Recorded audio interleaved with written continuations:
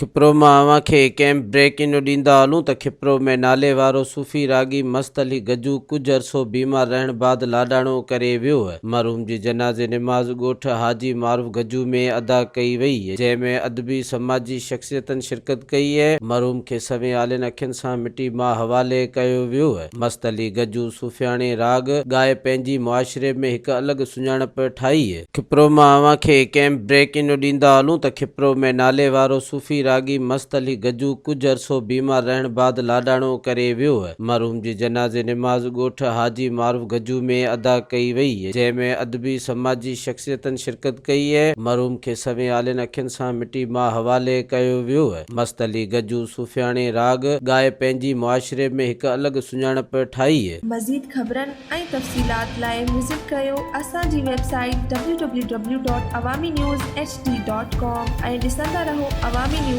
HD।